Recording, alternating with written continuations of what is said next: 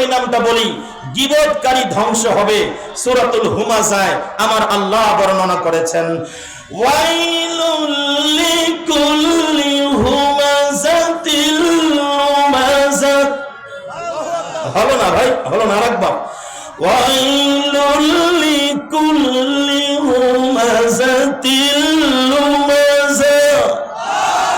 আল্লাহ পাক বলেন, দুর্ভোগ, ধ্বংস হোক তারা যারা সামনে দিয়ে আর পেছন থেকে অন্যের ব্যাপারে নিন্দাবাদ পোষণ করে।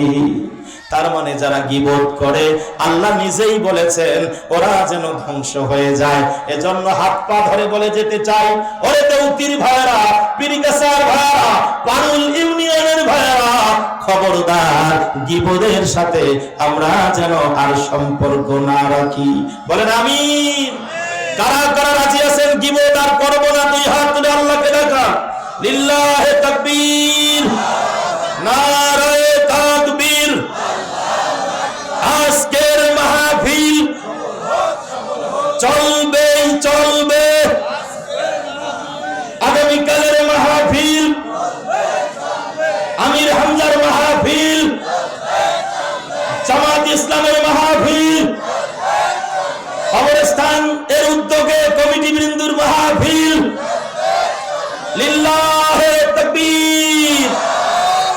কষ্ট হলো? এবার আসেন আমার ভাইরা, যেসব ক্ষেত্রে গীবত জায়েজ আছে সংক্ষিপ্ত ভাবে একটু আলোকপাত করি। এক নম্বরে